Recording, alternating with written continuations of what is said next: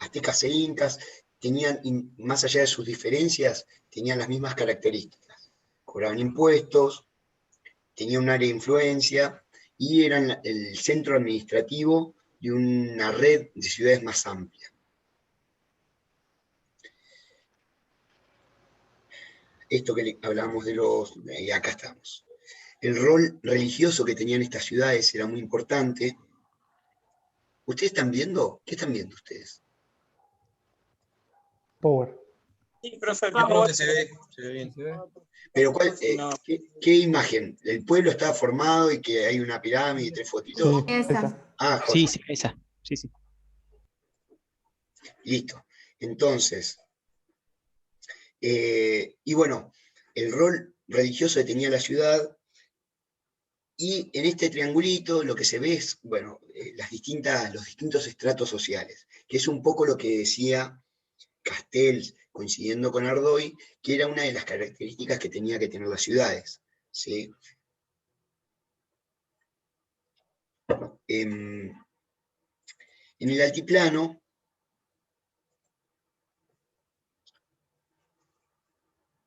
como les decía, una de las características fue que los tipos conquistaban y subordinaban distintas poblaciones, pero no tenían como una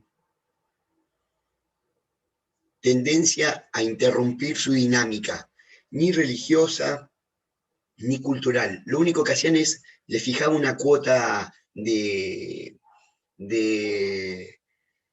tributo, una cuota en maíz, o en pescado, dependiendo del territorio, y le fijaban esa responsabilidad productiva. En el largo esquema de caminos que tenían los incas, cada tanto construían en piedra una suerte de depósitos. Depósitos de abastecimiento, ¿sí? Tenían las terrazas para producir la agricultura, de hecho era muy desarrollado. Y a diferencia de Tenochtitlán, que era la capital de los aztecas, el centro cultural, el centro urbano de Cusco no vivía población, ¿sí? El centro urbano estaba dedicado a actividades religiosas y la población se concentraba en las afueras de la ciudad, ¿sí? Es decir, Cusco, sin ser una ciudad con esplendor arquitectónico, estaba dedicada a actividades religiosas y la población estaba concentrada en las afueras de las ciudades, a diferencia de las ciudades mexicas o aztecas.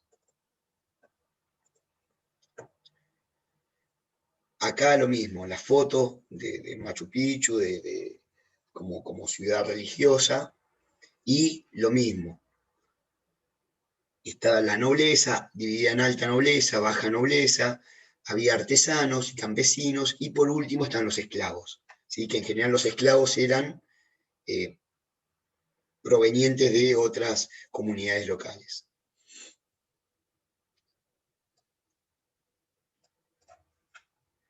¿Qué tenían en común? Bueno, muchas cosas, como vimos, pero también tenían muchas diferencias. En términos tecnológicos, Ardoy considera que no había muchas diferencias. De hecho, en cuanto a tecnología agrícola, dice que los sistemas productivos eran bastante similares y que de hecho se encontraron como las mismas herramientas en los dos lugares. Es decir que aparentemente existieron contactos comerciales entre aztecas e incas. Pensemos que los incas llegaban hasta lo que hoy en día es Colombia, ¿sí? Y los aztecas tenían influencia hasta lo que hoy en día es Nicaragua. Entonces, Ardoy dice que evidentemente tenían contactos. La diferencia, como decíamos, es en Medio Oriente, en Mesoamérica, en los aztecas, no tenían medios de transporte. ¿Sí? La ciudad estaba construida en una isla, existían los barquitos, las chinampas, pero no había un desarrollo porque no había medio de transporte. En cambio, los incas, según Ardoy, le dieron mucha manija a esto de construir caminos porque tenían la llama como medio de transporte, como las que hace Sonia. Tenían la llama como medio de transporte. Los incas tenían los quipus como elemento de escritura, ¿sí? Que estaban hechos de lana. No sé si alguna vez escucharon hablar de eso. Tenían un sistema de contabilidad que dice que los mayas lo tuvieron, pero que los aztecas no. La religión era culto a las cuestiones de la naturaleza. De hecho, para los aztecas es la serpiente emplumada, el dios Quetzalcóatl, que es el dios como más importante, y para los incas es el sol. ¿Sí? Los dos tenían sacrificios como parte de las actividades religiosas, eran los dos gobiernos centralizados, y en Mesoamérica existían estas grandes pirámides que en Perú no existieron. De hecho, eran mucho más modestas las construcciones que, según dice Ardoy, puede ser que haya sido por algo que decía Marcos, ¿no? Las condiciones medioambientales o ambientales que hacían todo mucho más difícil a 3.000 metros, 4.000 metros de altura, que es donde estaban ubicados estos lugares, estas urbanizaciones incas. Consultas, preguntas, comentarios de este periodo. Nada, me pareció que para mí es como súper interesante y es importante que nos quede en claro esto, ¿no? Que no todo empieza con los españoles y que había un desarrollo urbanístico muy importante, un desarrollo endógeno a la región, un desarrollo propio latinoamericano, una identidad propia y, ¿por qué no, en términos de Chueca existieron almas ciudadanas mucho antes de la llegada de los españoles? Comentarios, consultas. Los textos de Ardoy están en el aula virtual. Hay 2 o 3 textos que hablan sobre las ciudades precolombinas. ¿Sí?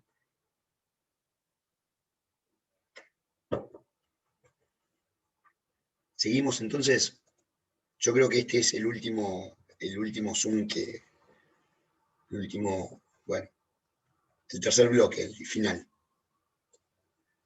Y ahora algo que ya habíamos visto nosotros, que vimos un poco con Ardoy y un poco con Castells. ¿Se acuerdan que Ardoy hablaba separó por sectores históricos la evolución de las ciudades? ¿Sí? ¿Se acuerdan que hizo un abordaje separándolo por sectores, por etapas y por niveles? Romero, más o menos en la misma línea, Romero es un texto que está en la bibliografía también, en el aula virtual. Romero habla de 3 ciudades, ¿no? 3 tipos de ciudades. Habla de ciudades patricias, ciudades burguesas y ciudades masificadas. Las ciudades patricias son estas que Ardoy define como postcoloniales, ¿sí? Ya la ciudad independiente del imperio español. Y lo que dice es que, algo que ya adelantamos con Ardoy, o sea, esto es un hecho histórico, no hay como mucha vuelta que darle, pero que para 1850 no había mucha diferencia entre la forma de vida urbana y la forma de vida rural. En definitiva, incluso en este periodo se dice que primaba lo rural por sobre lo urbano. ¿Sí? Había como pensemos en Buenos Aires, ¿no? pero había una desestimación de todo lo que era urbano. De hecho, pensemos en la figura de Rosas y la figura de lo criollo y lo autóctono, la relevancia que ganó en todo este periodo. De hecho, las decisiones se tomaban más desde el plano de lo rural que desde el plano del urbano. Y las críticas de la generación del 30 o del 40, Sarmiento, Alberdi, todos estos que en este periodo vivían en otros países. De hecho, Sarmiento creo que vivía en Chile en esta época. Y Alberdi creo que vivía en Estados Unidos, no sé, pero todos los que después contribuyeron que fueron presidentes o que estuvieron muy vinculados a la institucionalidad, a la construcción institucional del nuevo Estado, criticaban las dinámicas rurales que se visualizaban en las ciudades en este periodo. Acá puse algunas fotos. Un mapa de la ciudad, un mapa de lo que vendría a ser el centro, el microcentro de la ciudad, con el fuerte, la Recoba, el Cabildo. Y esta foto que en realidad es del subte. Sí. Profe, todo verde queda. Me está jodiendo. Yo veo bien. ¿Volví? No, no volví. Solo aparecen 2 diapositivas a la izquierda, nada más. A ver. Profe, ¿puede ser que deje de presentar y vuelva a iniciar? Ahí está. Ahí se ve. O sea que no vieron todo lo que yo fui pasando. Sí, bueno, el anterior sí. Fue recién que sucedió eso, profe. Listo, José. Acá vieron. Esto es lo que les estaba diciendo de las ciudades patricias, la ciudad esta, el mapa de la ciudad, la Recoba, y esta es una foto que es de la estación Urquiza del subte, vieron que están los murales, es Urquiza entrando a la ciudad de Buenos Aires. Entonces esto vendría a ser, este espacio que se ve acá, es esto. O sea, está entrando en el fuerte por acá. El segundo tipo de ciudad que propone Romero son las ciudades burguesas. Ardoy también la menciona, es este tipo de ciudad ya moderna, la ciudad de la Argentina, granero del mundo, la ciudad que invertía mucho en arquitectura, invertía mucho en servicios sociales. Por ejemplo, el edificio de aguas, este que estoy marcando acá, que está en Córdoba y Ayacucho, o entre Ayacucho y Robamba, es muy loco este edificio porque adentro hay un tanque de agua gigante, no hay otra cosa, y se trajo todo de afuera este edificio. O sea, acá se ensambló, pero todas las partes, todo el decorado, vino todo de afuera. Es la ciudad que empieza a insertarse en el mundo como exportadora de alimentos, como importadora de lujos suntuarios. Es la época en la que empiezan las corrientes migratorias muy fuertes. Es la ciudad del modelo agroexportador de la Argentina que ya conocemos. Y lo que sí hubo en este periodo fue una renovación total en términos arquitectónicos de la ciudad. Y por último, coincidiendo con Ardoy, Romero presenta estas ciudades masificadas, que es la ciudad industrial, la ciudad de la ISI, de la industrialización por sustitución de importaciones, y la ciudad de las migraciones internas, la ciudad que se empieza a desordenar por el caudal enorme de migrantes, no solo como parte de la tercera ola migratoria de los años 50, sino que a esa ola se le suma una ola de migración interna. Es el periodo industrial de la ciudad de Buenos Aires y de su área metropolitana.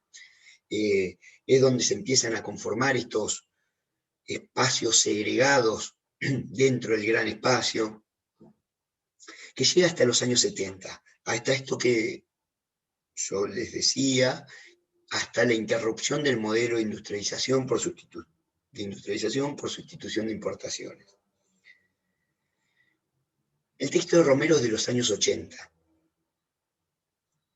Un poco ustedes dirán, bueno, ¿qué onda, señor? Está poniendo todo textos que llegan hasta los años 70, y un poco es adrede porque nosotros ya empezamos a vivir, o sea, nosotros vivimos en la etapa que le sigue a esta.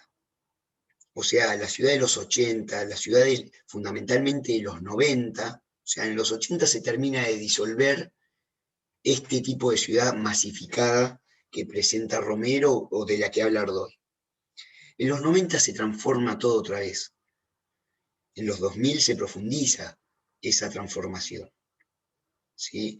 Y nosotros podemos pensarlo en términos bien concretos. Si, por ejemplo, agarramos Puerto Madero, yo nací en el 84 y me acuerdo de pasar por Puerto Madero y eran todos los edificios estos que ahora son re lindos, todo abandonado. O sea, eso que alguna vez fue un puerto donde había barcos y había un montón de estibadores bajando carga, ahí estaba abandonado a principios de los 90. Y a mediados de década es como la zona más exclusiva de la ciudad de Buenos Aires. Entonces, un poco el ejercicio o la intención pedagógica en esta presentación, cuando hablamos de la historia de la ciudad, de llegar hasta los 90, es justamente que nosotros empecemos a ver que todo lo que estamos viendo, nada tiene que ver con lo que es ahora, incluso siendo el mismo espacio urbano.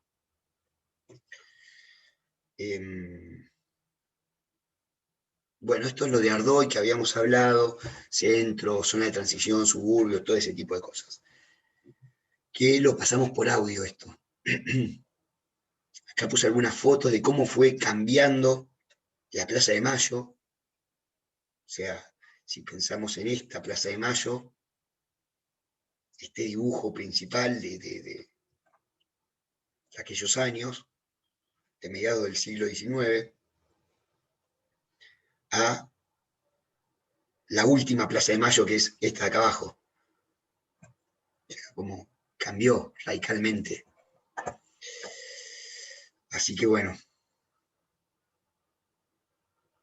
La verdad que no sé qué piensa usted, pero la Recoba le quedaba linda, ¿no? O sea, esta de acá. Vieron que muchas ciudades, por ejemplo Lima, en Ecuador, incluso en México, las Recobas están todavía. O sea, como que el casco histórico está tal cual. Y es re lindo verlo. Pero bueno, acá tenemos problemas con la mercantilización del espacio. ¿Preguntas, dudas? Bueno, esto, a modo de síntesis de esto de los de espacios dentro de la ciudad, que bueno, que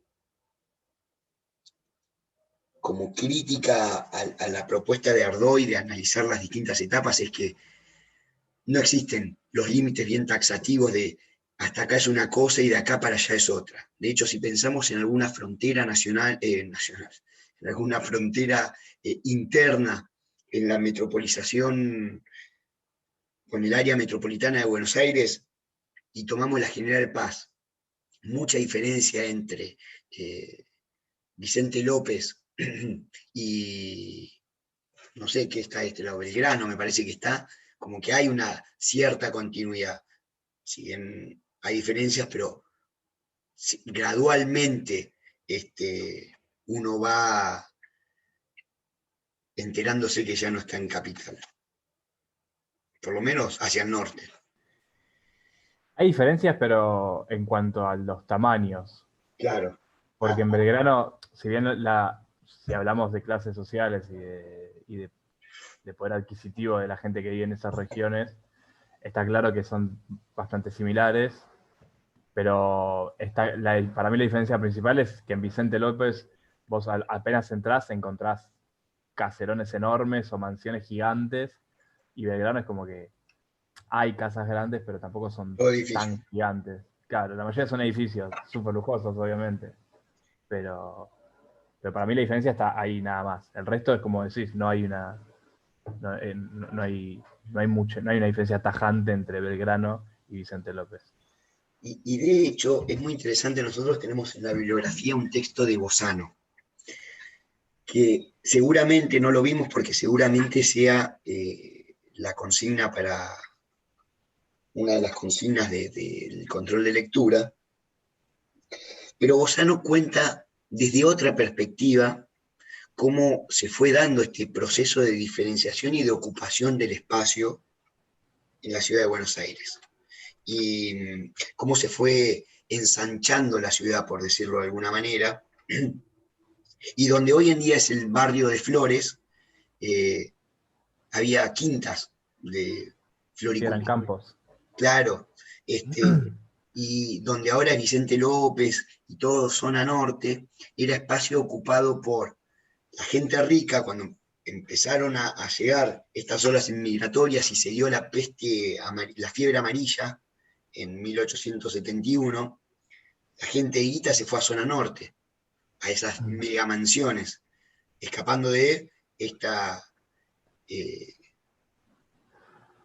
este proceso de enfermedad que había acá en el centro. Epidemia. De la epidemia, ¿viste? Yo vivo en Hurlingham y Sí. antes Hurlingham era literalmente una estación de servicio, que es la estación del Retiro de Hurlingham, y la gente venía acá a jugar al golf. Claro. Y si vos ves el trazado de Hurlingham es súper irregular porque la gente empezó a venir y a hacerse sus casas y las iban poniendo, se les cantaba. Pero antes Hurlingham era un gran campo de golf. De hecho tenemos 2, creo. Y no sé si 3, pero creo 2 seguro, no me acuerdo si el otro es un campo de golf. Y está la pista de carritos, de caballo de carrera de carritos. Era de galgos, pero ya la prohibieron y ahora sí hacen caballos con carritos. Ah, ¿era de galgos? ¿Es una pista de galgos? Qué interesante. Sí, de hecho yo ahí vivo a 10 cuadras de ahí, más o menos. Y vivo a 1 cuadra del campo de golf, que entiendo que es como el más importante de América. Claro, sí. Es histórico ese campo de golf. Sí. Muy bien.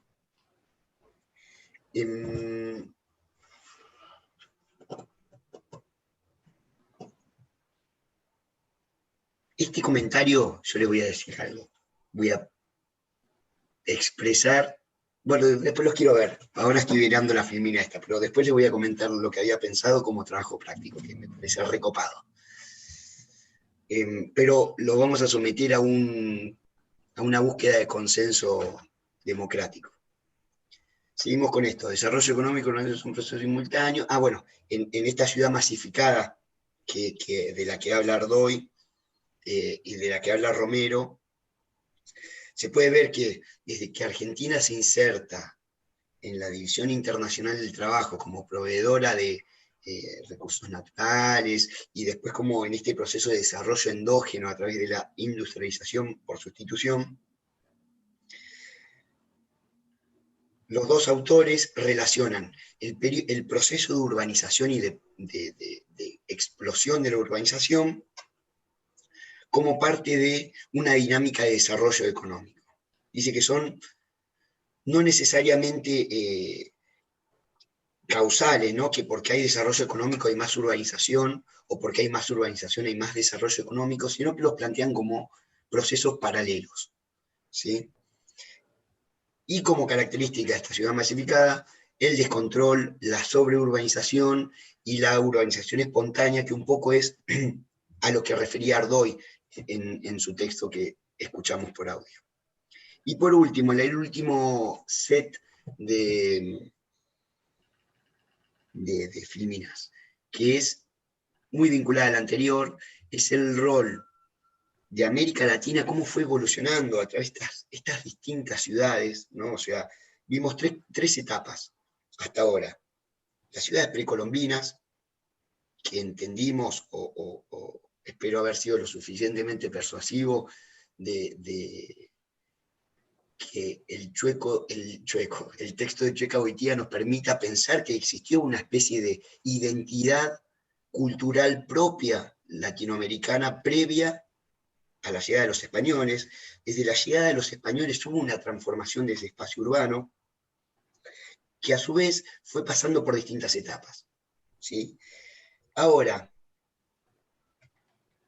lo que dicen otros autores, uno de ellos es Castells, pero no es el único, es que desde que llegaron los españoles, en realidad la evolución de las etapas de las ciudades, por ejemplo, tomemos la de Romero, ciudad burguesa, ciudad postcolonial, ciudad burguesa y ciudad masificada, lo que hizo fue pasar, o sea, es la manifestación de la ciudad a través de distintos periodos de dependencia.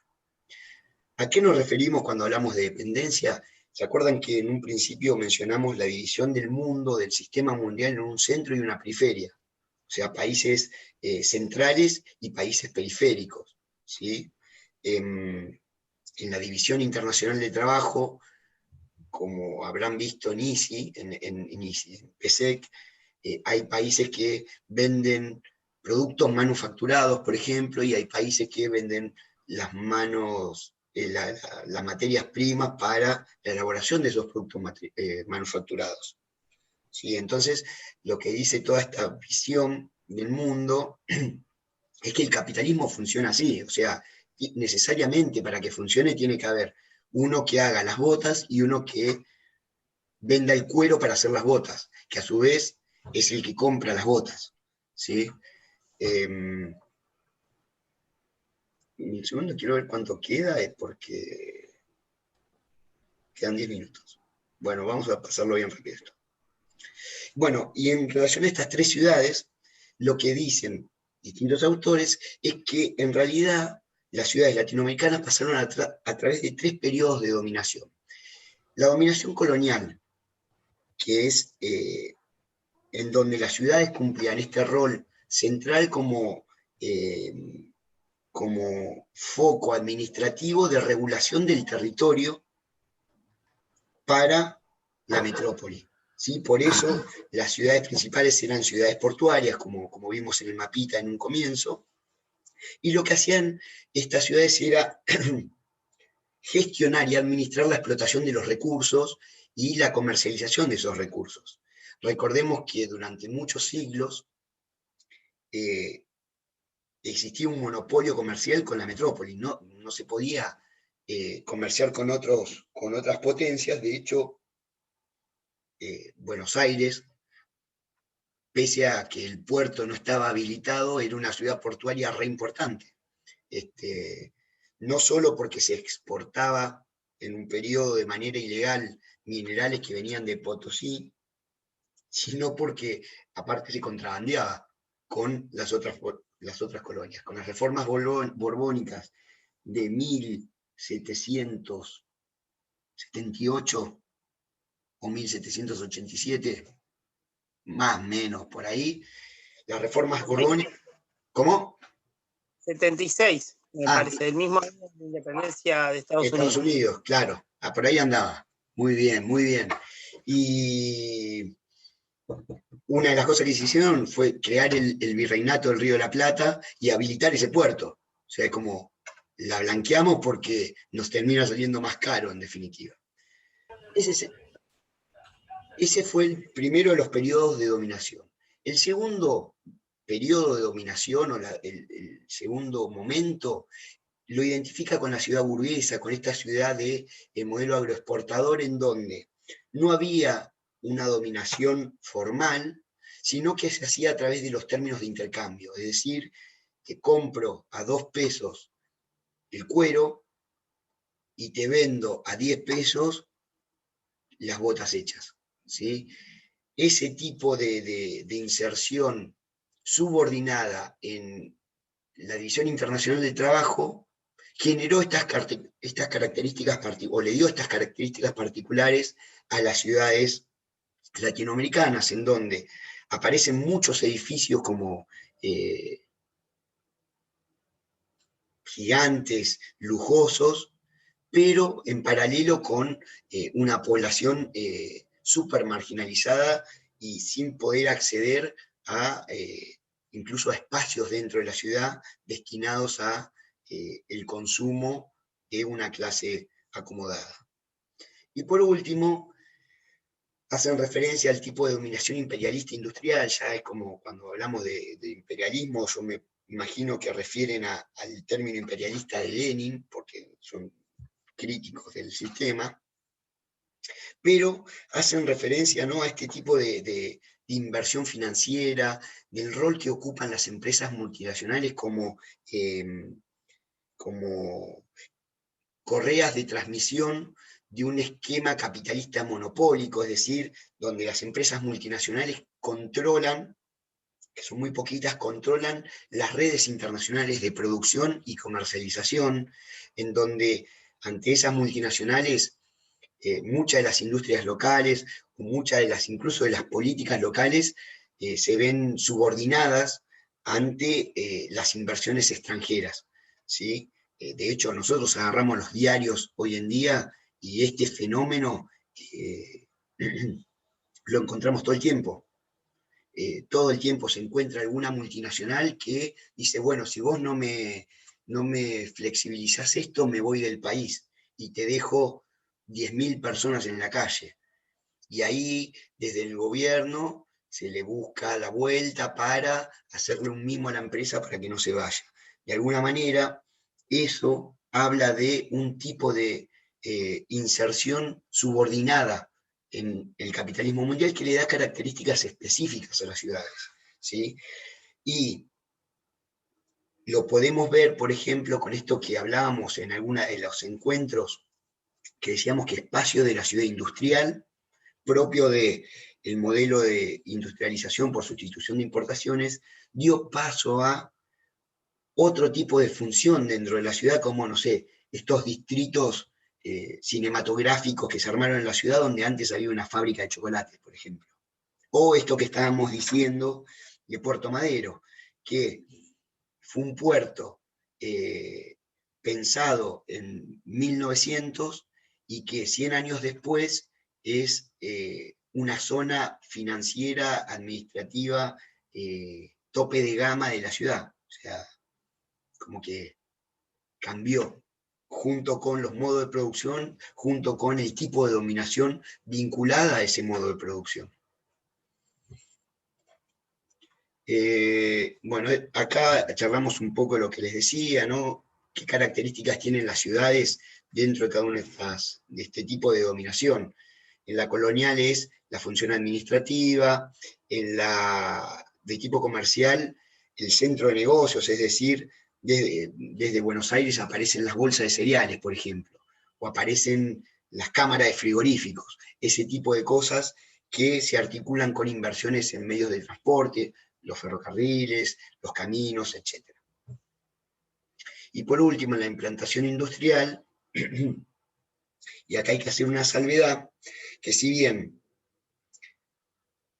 el proceso de industrialización tuvo sus propias características, no se asemejan a las de industrialización temprana como Inglaterra, ¿sí? Los países latinoamericanos se los llaman como aquellos de industrialización tardía, en donde el impacto económico de la industrialización poco tuvo de positivo, o el impacto positivo no fue de la misma magnitud, mejor dicho, que en los países de industrialización temprana, ¿sí? Entonces, fue un tipo de industrialización dependiente que conllevó exclusión de grandes bolsones de población que no se pudieron insertar en este débil entramado industrial, y que esa exclusión conllevó marginalización de buena parte de la población, ¿sí? Que como vimos y como ya sabemos, se instalaron en las periferias, en viviendas precarias, sin acceso a servicios, etcétera, etcétera, etcétera. Este fenómeno que acá se conoció como el de villas miserias, en Brasil se conoce como favela, en Colombia no sé qué otro nombre tiene, o sea, es una característica propia de los países latinoamericanos, ¿sí?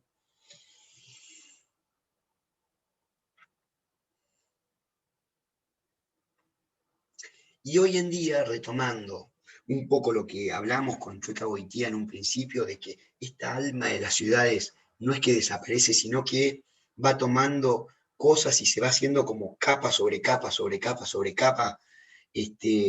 Un poco podríamos pensar que también sucede con los esquemas de dominación y las rugosidades que dejan esos esquemas de dominación, ¿sí? Esos esquemas de inserción internacional de las ciudades. Con esto, ¿qué queremos decir? La función que cumple la ciudad deja estelas que no desaparecen y que subyacen en algunos rincones de la ciudad. Se transforman, se modifican, cambian la fachada, pero no desaparecen.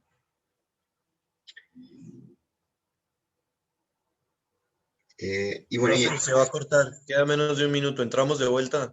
sí, ¿no te genera una ansiedad terrible esto de ahí? Se corta, se corta. Bueno, pero ya terminamos. Vale. Le muestro este mapita y con esto terminamos. Son dos mapas. El primero es el índice de desarrollo humano. Y el segundo son los países del centro y los países de la periferia. ¿Sí? Fíjense que los niveles de desarrollo humano son mucho más altos en aquellos países del centro que en aquellos países de la periferia. Un poco la intención es graficar de qué hablamos cuando hablamos de centro y cuando hablamos de periferia. ¿Sí? Por lo general, el